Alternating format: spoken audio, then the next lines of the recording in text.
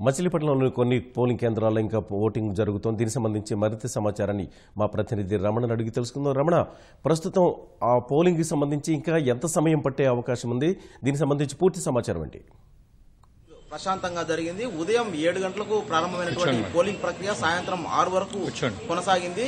జిల్లా వ్యాప్తంగా మొత్తం 3,981 పోలింగ్ కేంద్రాలను ఏర్పాటు చేశారు. మొత్తం 35,51,000 మంది ఓటర్లు ఉన్నారు. వీరిలో దాదాపు 70% పైగా మంది ఓటు హక్కును వినియోగించుకున్నారు. ఇంకా చాలా వరకు కొన్ని చోట్ల పోలింగ్ ఇంకా కొనసాగుతోంది.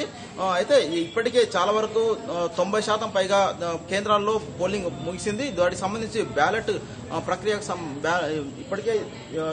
ఇప్పటికే ఉన్నటువంటి ఈవీఎంలను అన్నిటి కూడా సీలు వేసి ఏజెంట్ల సమక్షంలో సీలు వేసి వాటన్నిటి కూడా భద్రపరిచారు. వీటన్నిటికి స్ట్రాంగ్ రూమ్ లకు తీసుకుపోయేటువంటి ఏర్పాట్లు చేశారు. ప్రస్తుతం మనం మచిలీపట్నంలో ఉన్నటువంటి ఒక కేంద్రంలో ఉన్నాం.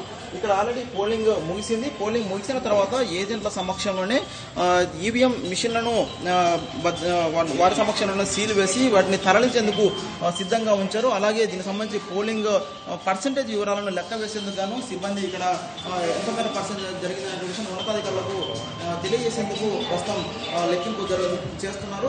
అదేవిధంగా జిల్లా వ్యాప్తంగా కూడా చాలా వరకు అన్ని స్టేషన్లను కూడా పోలింగ్ ముగిసినట్లు కేవలం 30 కేంద్రాల్లో మాత్రం ఇంకా పోలింగ్ కొనసాగుతున్నట్టుగా కొద్దిసేపటిగా జిల్లా ఎన్నికల ఉన్నతాధికారి ఇంతియాజ్ గారు ప్రెస్ మీట్ పెట్టి చెప్పడం జరిగింది. అయితే వీటన్నింటిలో కూడా 30 కేంద్రాలను కూడా ఇంకా మరి గంట సేపు ఇంకా కొనసాగేటువంటి అవకాశం ఉందని కూడా వారు తెలిపారు. అయితే సాయంత్రం ఎక్కువ మంది ఓటర్లు పోలింగ్ కేంద్రాలకు రావడం వల్లే ఈ సమస్య వచ్చిందని చెప్పేసి చెబుతున్నారు. అయితే వచ్చిన వారందరూ కూడా ఎవరికి ఓటు హక్కు ప్రతి ఒక్కరు కూడా ఓటు హక్కు వినియోగించుకునేలా అవకాశం కల్పించామని తెలియజేశారు.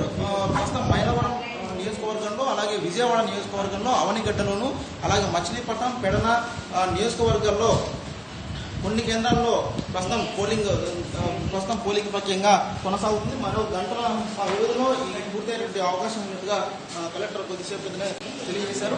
అదేవిధంగా చూస్తే జిల్లా వ్యాప్తంగా ఇప్పటి వరకు అంటే సాయంత్రం 5 వరకు జరిగినటువంటి పోలింగ్ పర్సెంటేజ్ వివరాలను కూడా కలెక్టర్ తెలియజేశారు. జిల్లాలో మొత్తంగా 64.56% పోలింగ్ ప్రక్రియ 64.56% పోలింగ్ నమోదైంది.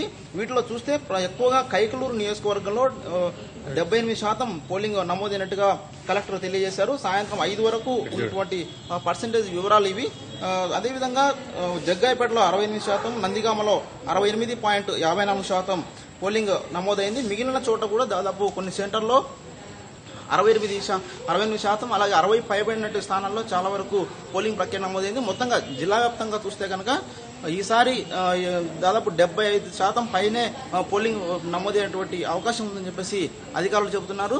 అయితే ఉదయం నుంచి ఎక్కువ వరకు సాంకేతిక సమస్యల కారణంగా జిల్లాలో ఎక్కువగా ఓటు హక్కు వేయలేకపోయారు. దీనివల్ల కొంత ఇబ్బందికర పరిస్థితులు ఏర్పడ్డాయి. వెంటనే ఉన్నతాధికారులు స్పందించి సాంకేతిక నిపుణులు తెప్పించి దాని సమస్యను పరిష్కరించారు. అయినప్పటికీ కూడా చాలా మంది ఓటు హక్కు వినియోగించుకోలేని కారణంగా కొంత సమస్య ఏర్పడిందని, దీనివల్ల వారందరికీ కూడా ఓటు వినియోగించుకోలేని వారందరికీ కూడా అవకాశం ఇచ్చినట్టుగా కలెక్టర్ తెలిపారు. అయితే వచ్చిన వారందరూ కూడా ప్రస్తుతం పోలింగ్ కేంద్రాల్లో ఉన్నటువంటి వారందరికీ కూడా అందరూ ఓటు హక్కు పూర్తి చేసుకునేంత వరకు కూడా అవకాశం ఇస్తామని, ఆ తర్వాతనే పూర్తి స్థాయిలో పోలింగ్ ఎంత జరిగిందన్నటువంటి పర్సెంటేజ్ వివరాలను తెలియజేస్తామని వారు తెలియజేసింది. మొత్తం మీద కృష్ణా జిల్లాలో చూస్తే కనుక ఇవాళ ఉదయం నుంచి ఎలాంటి అవాంఛనీయ సంఘటనలు చోటు చేసుకోలేదు.